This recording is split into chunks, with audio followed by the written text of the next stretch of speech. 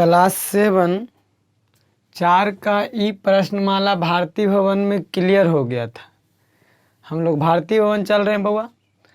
तो भारती भवन में क्लास 7 4 का ई ख़त्म हो गया था। 4 का एफ में है एक चर वाले रैखिक समीकरण, इसी को बोलते हैं सरल रैखिक समीकरण।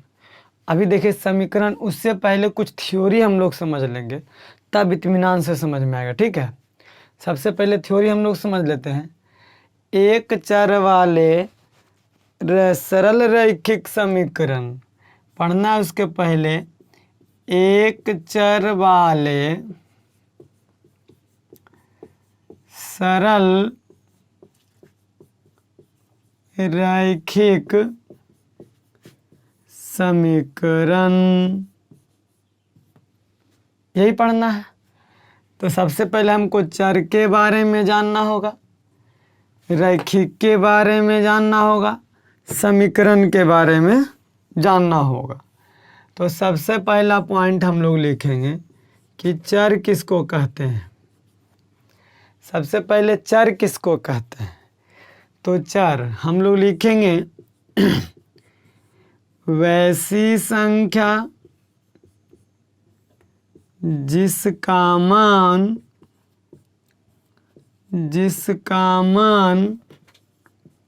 हमेशा बदलते रहता है, हमेशा बदलते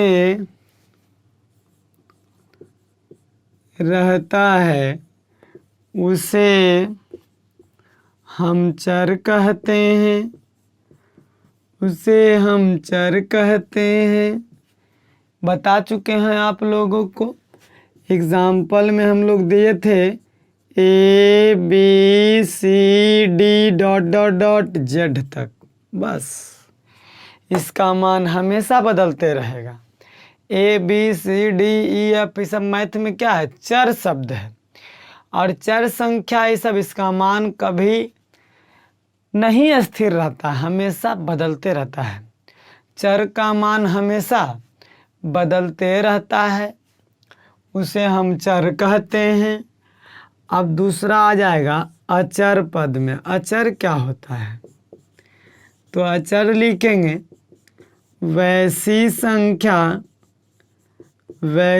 संख्या जिसका मान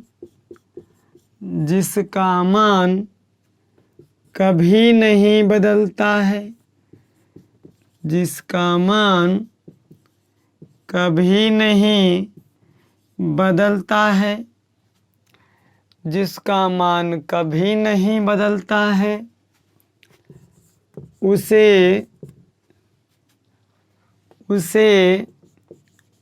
अचर कहते हैं, उसे अचर कहते हैं।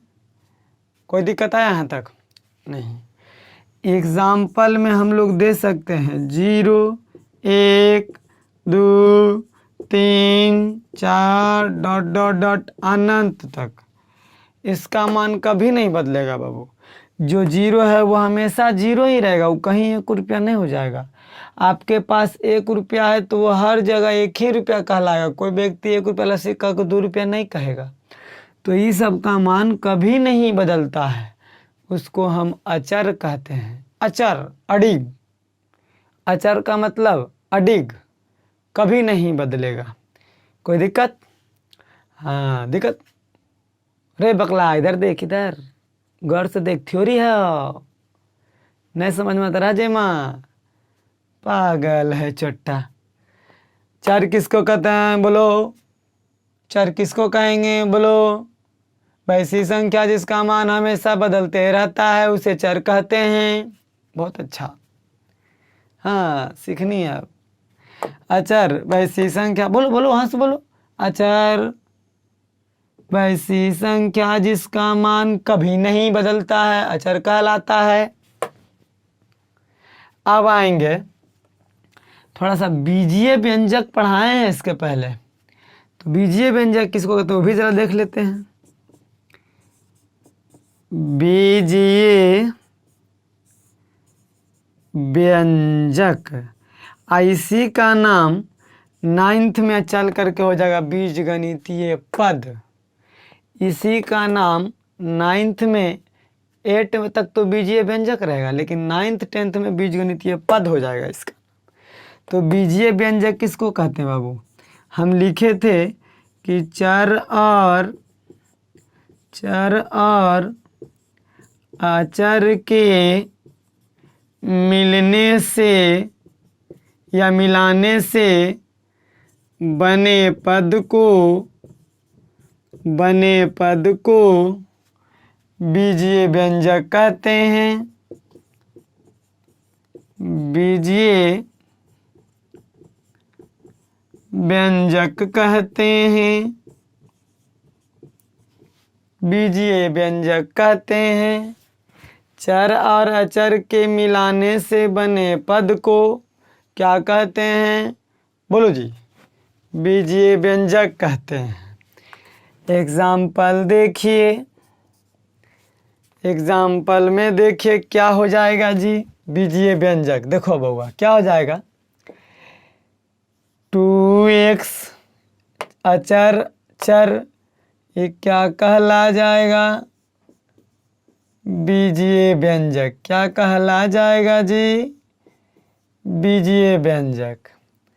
मान लेते हैं 5x + 2, ये भी बीजीय व्यंजक है। बीजीय व्यंजक। बीजीय व्यंजक। अच्छा बताइए, इसमें एक के चर है बाबू, है ना? रुक, अब क्वेश्चन दे थोड़ा सा। रुक थोड़ा सा क्वेश्चन देते हैं। यहाँ तक नोट कर लीजिए। बीजीय व्यंजक बोले